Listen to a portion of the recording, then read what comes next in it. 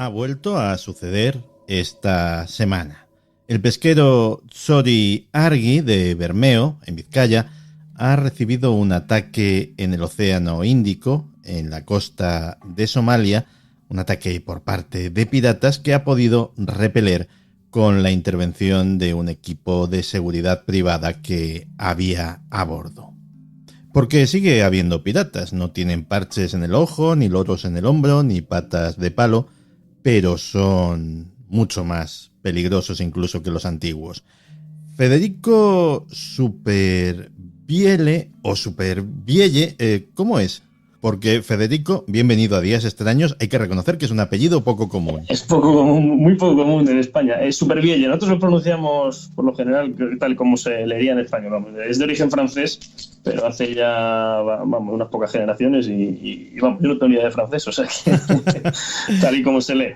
Pues Federico Supervielle ha escrito El Albatros y los piratas de Gulgudud, una historia de una patente de corso en el siglo XXI, que os aseguro que es una novela apasionante. Yo me lo he pasado muy bien leyéndola y que bueno, pues pone de manifiesto esta temática de la que vamos a hablar, porque en la novela, y luego veremos por qué circunstancias personales es así, se demuestra un gran conocimiento de esta realidad. Porque, Federico, ¿cómo surge la idea de hacer esta novela? Bueno, pues yo soy marino de guerra, ahora mismo en el empleo de teniente navío y bueno, cuando estaba todavía en la escuela naval, normalmente al final de curso de cada año hay un embarque y en tercero, bueno, tuve la suerte de embarcar un mes en el Buque Marítima Relámpago. Los BAM, Buque Marítima, son unos patrulleros oceánicos muy modernos, estos aquí en España y diseñados aquí en España.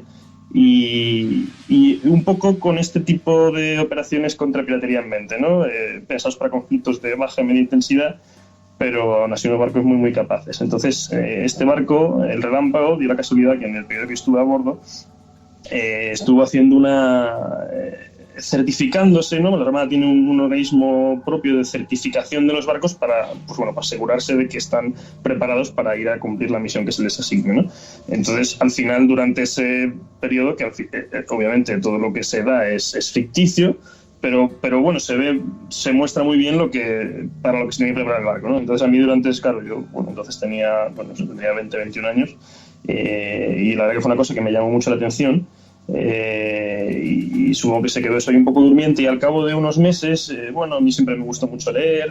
Mi madre siempre decía cuando yo era pequeño que de mayor iba a escribir y tal. Yo, por supuesto, decía que ni hablar, que eso que nunca se me hubiese pasado por la cabeza, pero sí me dio el venazo, como quien dice, y decidí escribir sobre esto. La verdad que es un tema muy novelable, esta situación de piratería que se da en concreto, que se dio, porque ahora la cosa está más tranquila en las aguas cercanas a Somalia, y eso me pareció que da pie pues a novelarlo, porque el libro es un libro de ficción, pero da el escenario en sí de estas acciones de piratería que, pues como muy bien has dicho, a mucha gente pues no se le pasa por la cabeza que hoy en día existan. Pues evidentemente facilitan, ¿no? Y claro, al ser mi primer libro, pues siempre ayuda que sea algo de un tema del que más o menos conoces, ¿no? Tú has participado en la operación Atalanta. ¿Cómo es la vida para un marino pues tan lejos de la patria y luchando además contra un enemigo tan poco convencional como es la piratería? Sí, efectivamente. Yo tuve la suerte de estar allí a bordo de la fragata Victoria en 2015-2016. Y bueno, como he dicho hace un momento, la situación estos últimos años está bastante más tranquila, ¿no? Podemos decir que el punto álgido de la piratería en Somalia fue entre los años 2008 y 2012, más o menos. Y la situación ahora está más tranquila, algo más controlada. Entonces, básicamente, pues lo que se dedican a hacer allí los barcos de la Armada y de otros países europeos es hacer patrullas para disuadir, para mostrar de que estamos allí, estamos listos para impedir los ataques que pueda haber, y también se intenta obtener información de la zona, levantar un poco lo que se conoce como el pattern of life, ¿no? El patrón de vida, de tal forma que, bueno, tú sabes lo que es habitual y si te encuentras algo fuera del habitual, pues te da que pensar y dices, bueno, pues aquí puede estar pasando algo raro, ¿no? Y también se intenta de trabajar mucho con la población local, ¿no? Generar confianza, pues también a través de ellos obtener información de qué puede estar pasando, demostrar ese interés que hay, ¿no? De la comunidad internacional y en este caso concreto de la Unión Europea de que esa zona sea segura. Y entonces al final, digamos, lo que compete al barco principalmente podríamos dividirlo en dos, vamos a llamarlo, dos vectores, ¿no? Dos formas de hacer esto. Una es el empleo pues, muy asiduo del helicóptero. Normalmente los barcos que despliegan allí llevan un helicóptero embarcado y se utiliza para hacer vuelos de reconocimiento, tanto en zonas de mar como también pues, cerca de la costa, que es donde, bueno, pues en su día había estas bases logísticas de piratas, ¿no? Y pues, hombre, vigilar que no vuelva a haber actividad allí y demás. Y luego el otro vector, por así decirlo, es con las embarcaciones pequeñas del barco, las ships, ¿no? las lanchas, por decirlo de alguna manera, del barco. Se lleva un grupo pequeño de personas de nuestra estación y se visita a los barcos locales, sobre todo pues a barcos pesqueros, ¿no? Pequeños esquifes o dhows que se conocen allí, como se conocen allí. Y bueno, pues esa interacción que decía con la comunidad local se intenta hacer mucho ahí, pues para ver cómo está la situación, qué le preocupa a ellos, si hay algún indicio de que pueda resurgir la piratería y demás. Entonces, esos quizás son los dos, lo que más te ocupa en el barco estando allí, cuando la situación está tranquila, es eso, ¿no? Por un lado, digamos, reconocer la zona, decirlo así, por otro lado, pues interactuar con la población local, tanto para tener información como para demostrar ese interés y demás.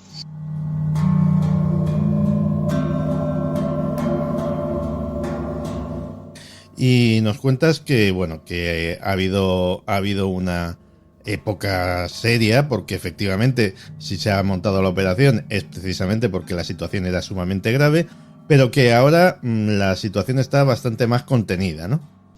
Sí, ya digo, bueno, yo evidentemente los números no los sé de memoria, pero sí que más o menos podríamos decir que entre 2008, 2009 y hasta 2012, 2013 fue la peor época. Había ataques, hombre, pues no voy a decir a diario, pero sí, bueno, muy a menudo. Fue cuando el Alacrana, de hecho. Efectivamente, cuando el Alacrana y el Playa de Baquio fueron dos de los barcos españoles que se vieron afectados. Y bueno, y las fuerzas españolas intervinieron en otros incidentes en los barcos españoles. Por ejemplo, bueno, es relativamente conocido un caso de entonces era capitán, si no recuerdo, de infantería marina, que bueno, pues con su equipo de operaciones especiales rescató a una ciudadana francesa que iba en un velero, ¿no? Y habían secuestrado a los piratas. Entonces, pues sí, respecto a tu pregunta, efectivamente parece que la situación está más tranquila. Entre los años, yo creo que estos últimos años ha habido, bueno, prácticamente no ha habido ningún ataque que se haya finalizado con éxito, ¿no? Con éxito para los piratas, quiero decir. Y a día de hoy no hay, si no me equivoco, no hay ni barcos ni personas secuestradas, ¿no? Porque antes sí que pasaba que aunque no había habido ataques en un tiempo, pues los secuestros se alargaban porque, bueno, se pedía un rescate y demás. Entonces, pero ahora mismo, a día de hoy, no hay ni ningún barco bajo control pirata ni ninguna persona secuestrada.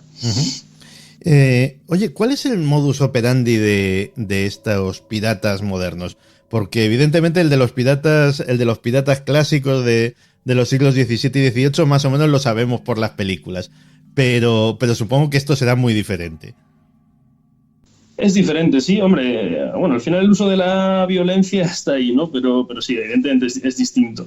En la novela lo cuento un poco, pero básicamente se sirven de las embarcaciones locales, que podríamos dividirlas en dos partes. Por un lado se conocen como esquifes, que son pues, unos botes, digamos que, no sé, pongamos que le dan hasta 6, no sé, 7 metros, que habitualmente lo utilizan los pescadores, ¿no? Son embarcaciones así alargadas de madera y con un motor, y los utilizan para pescar.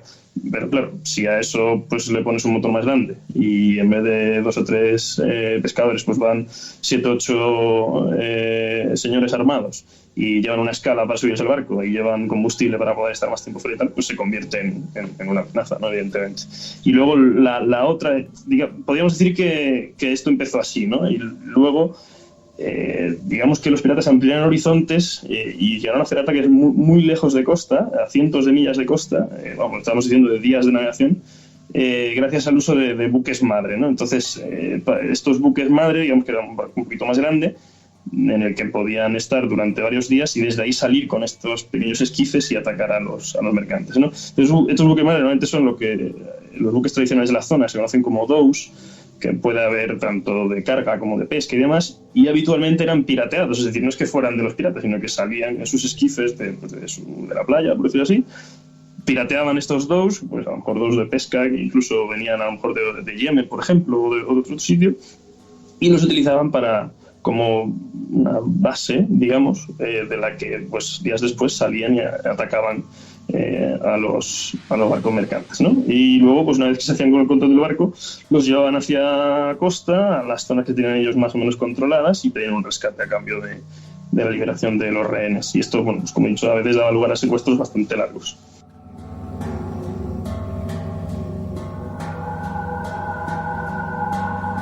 Una de las cosas que hace apasionante tu novela es que parte de un supuesto fascinante, que es en la actualidad un buque de guerra que es fletado por particulares como una nave corsaria con patente de corso. ¿Este tipo de cosas ha llegado a suceder o es una licencia literaria absoluta? No, esto es una licencia literaria. Vamos a ver, yo no digo que no sea posible, pero desde luego sería muy, muy improbable, ¿no? Efectivamente, como dices, pues hay un personaje que tiene ciertos intereses y al final decide, digamos, tomarse la justicia por su mano, entre comillas, y contrata, al final lo que contrata es un barco de guerra, pero privado, ¿no? Entonces, esto hoy en día, hasta donde yo sé, no existe, vamos. Sí que existen, algunos son más o menos conocidos, empresas que dan servicios de seguridad, ¿no? Pues Blackwater en su día, ¿no? Tuvo cierta fama, pero ya digo que, no sé, que yo sepa, en el ámbito marítimo y tal no existen. Es que las dificultades, ¿no?, legales y tal, aunque en el libro, hombre, se resuelven con cierta dificultad, pero vamos, en la vida real serían muy, muy complejas, ¿no? Y luego el tema económico también, que es importante, aunque este personaje pues bueno, es un señor con muchísimo dinero y tal, hombre, fletar un barco de guerra tiene que ser... Sí, es dinero. Y sí que es verdad que los buques de acción marítima, que el Albatros, que es como se llama el barco, está basado en un buque de acción marítima, son barcos relativamente baratos para la cantidad de misiones y lo polivalente que son, pero bueno, así es muchísimo dinero. Luego estamos hablando de pagar a toda la dotación, de combustible, comida, en fin, eso es muy complicado, ¿no? Lo que sí que hemos visto, y de hecho el caso del pesquero vasco es ilustrativo a ese respecto, el caso de esta semana, es que hay barcos petroleros, pesqueros, contenedores, etcétera, etcétera, que contratan a personal de seguridad, incluso con armamento de guerra, personal entrenado, donde se contrata a profesionales de este perfil, porque no creo que sea cuestión de poner un anuncio en Infojobs, ¿no? Sí, efectivamente, y me alegro que me lo preguntes porque sí, o sea, se me ha quedado un poco en el tintero. Efectivamente, existen estas empresas de seguridad, pero están orientadas de otra manera, ¿no? Lo que yo digo que yo sepa no se ha dado en la realidad es que un barco entero, ¿no? Actúe como barco, lo que antiguamente se llama barco corsario, ¿no? Es decir, una empresa privada que tiene permiso de un Estado para realizar ciertas acciones, vamos a llamarlas de guerra o uso de la fuerza, o llamamos como queramos, ¿no? Pero sí que existen efectivamente los equipos privados de seguridad, y es verdad que especialmente en el área de Somalia, el Golfo de Adén y demás, se utilizaron y se siguen utilizando, aunque menos porque la situación está mejor, bastante, ¿no? ¿Qué problema tienen? Pues que, hombre, tiene mucho, pues, jurídicamente también es complejo, ¿no? Hay que tener cuidado con el uso de la fuerza. Al final ellos, bueno, pues me imagino, no, solo puedan actuar en defensa propia. Y claro, es complicado, ¿no? Porque en aguas internacionales pues se aplica la legislación internacional y luego posiblemente se aplica la legislación del país de bandera, digamos, del barco, ¿no? Que es donde están ellos. Pero claro, existen muchos barcos con banderas de conveniencia. Luego, sí, en Liberia claro, vaya usted a saber cómo son las leyes. Efectivamente, ¿no? Luego a lo mejor el barco entra en cierto puerto y en ese puerto está prohibido entrar con armas. Entonces, ¿qué hacen estos señores? Es complicado, ¿no? Y entonces, bueno, sí que es verdad que luego existe otra vertiente que son los equipos de seguridad militares embarcados, que esto sí se dio y yo llegué a coincidir con ellos cuando estuve desplegado allí. Yo, si mal no recuerdo, entonces era un equipo lituano. Que pues bueno, igual que España contribuye con un barco a la operación Atalanta, Lituania contribuye con un equipo de seguridad. Entonces este equipo iba marcado como has dicho tú, en el mercante X o en el petrolero Y y lo defendían en caso de ataque, pero es distinto porque este equipo estaba dentro de la operación Atalanta, por tanto estaba actuando conforme a una resolución de las Naciones Unidas y por tanto, mientras que cumpliera sus reglas de enfrentamiento, pues estaba perfectamente autorizado a hacer lo que estuviera autorizado a hacer, ¿no? Pero no es lo mismo, ¿no? Hay una diferencia bastante importante entre uno y otro.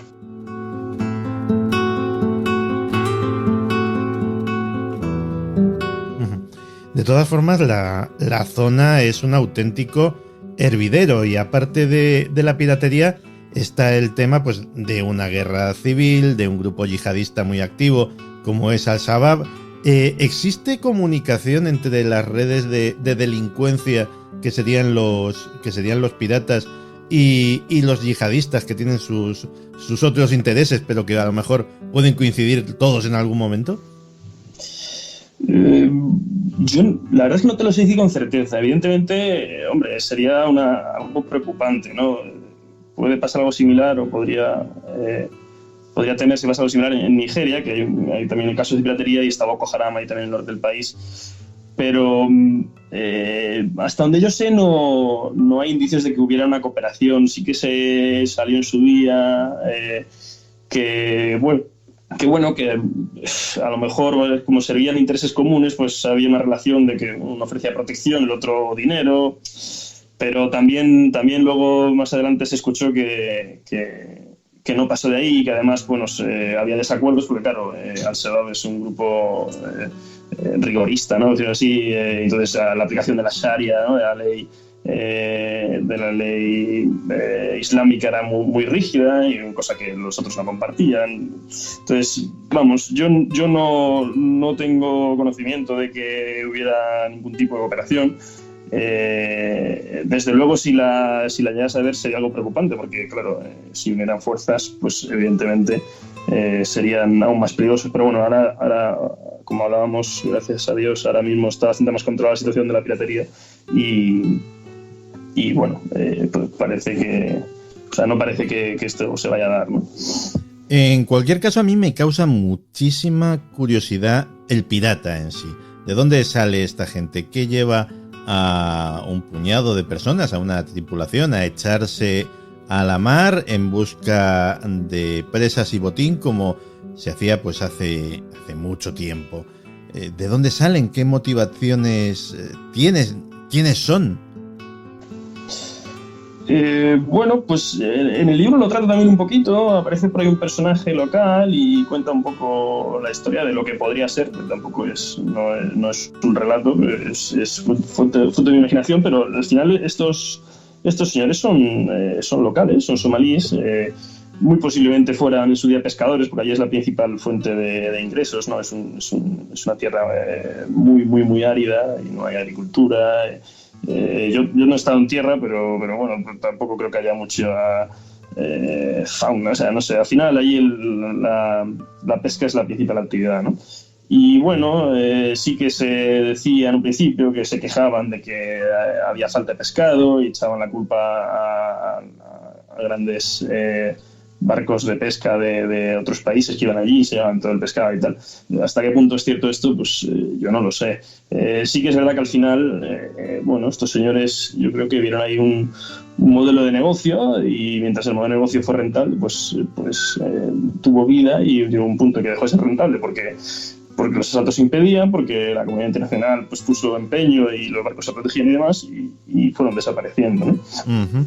Oye, el caso de Somalia, de esa zona concreta del Océano Índico, ¿es único o ahora mismo en otras partes del mundo, en otros mares, hay actividad pirata, aunque se hable menos? No es único ni mucho menos. De hecho, ahora mismo, posiblemente no, por seguridad, el Golfo de Guinea, al otro lado de África, es bastante más peligroso en ese sentido. Caramba. Y bueno, hay otras zonas, también el Estrecho de Malaca y al sur de Asia, y también creo que ha habido algo en el Caribe. Pero ahora mismo para España principalmente, además el que es de mayor interés es el Golfo de Guinea, porque pues parte hay barcos españoles operando por allí, hay incluso es una de las vías de entrada de petróleo así desde Nigeria y demás. Entonces de hecho, la Armada hay patrulleros españoles que han estado desplegados allí desde hace ya unos años. Yo tuve la suerte también de estar a bordo del patrullero Infanta Elena en el año 2014. Y ya digo, allí también hay piratería. Es un poco distinta porque está centrada principalmente en la zona de Nigeria y se da en Somalia, pues ya digo, como he dicho antes, se llegó a dar a cientos de millas de costa. Aquí se centra más en la zona costera, habitualmente dentro de las aguas territoriales de Nigeria, que eso es hasta las 12 millas, ¿no? Y bueno, para el que no esté habituado al término, básicamente hasta las aguas territoriales es como si fuese parte íntegra del país, prácticamente a todos los efectos, y de ahí para allá fuera son aguas internacionales y bueno, aunque en ciertas distancias pues el país tiene ciertas prerrogativas económicas y demás, digamos que se pierde jurisdicción, ¿no? Entonces, al ser dentro de aguas territoriales, pues cambia bastante la situación, porque bueno, por temas jurídicos no se considera piratería, se considera robo armado en la mar, y bueno, y Nigeria no es un país fallido como es lo de Somalia, ¿no? Nigeria es un país, yo creo que es el país más rico de África, ha pegado el boom con el petróleo y tiene unas fuerzas armadas, en fin, más o menos serias, tiene una marina. Entonces, digamos que la posibilidad de que allí se dé una operación internacional como se dio en Somalia, pues quizás es más complicada, ¿no? Y luego la forma de actuar de los piratas también es distinta. Son bastante más violentos allí, no piden rescates, su objetivo muchas veces es el combustible de los barcos o incluso robar pues desde mobiliario a ordenadores y tal que llevan los barcos y se van, ¿no? Entonces, como no van a pedir rescate por los tripulantes, pues actúan con mucha más violencia. Se ha dado el caso incluso de que maten a equipos de seguridad puestos por el mismo gobierno nigeriano, ¿no? Y bueno, y luego también hay ciertos indicios de que puede haber que puede estar relacionado con una corrupción bastante importante, porque muchos barcos que han dado avisos estando ahí fondeados y no les han respondido desde tierra mientras les atacaba. Entonces, cosas así ya un poquito más raras, ¿no? Y bueno, es habitual. La gente que estudia un poco el tema de la piratería moderna dice que claro, que al final los piratas siempre necesitan un punto de apoyo en tierra, ¿no? Y parece que en Somalia se daba porque había un vacío de poder. En Nigeria parece que se da en algunas zonas al menos con cierto apoyo corrupto, ¿no? En algunos sitios. Uh-huh. Pues El Albatros y los piratas de Gal Gudud es una novela que a todos los que seáis aficionados, por ejemplo, a Tom Clancy, a esa unificación de una acción trepidante y un conocimiento enciclopédico de los usos, las armas y los protocolos en este tipo de casos, la vais a disfrutar muchísimo. Federico Supervielle, muchísimas gracias por venir a compartir tu conocimiento a días extraños. Nada, muchísimas gracias a ti, Santiago, por tenerme. Es una oportunidad, magnífica, y más para mí, que soy un autor novel, de estar aquí en tu podcast, y ya te digo, yo encantado. Oye, pues todo lo autor novel que quieras, pero es un inicio de carrera muy prometedor. Muchísimas gracias. Y nada, a seguir escribiendo y a seguir dándonos buenas historias. Muchas gracias, Santiago. Un abrazo. Un saludo.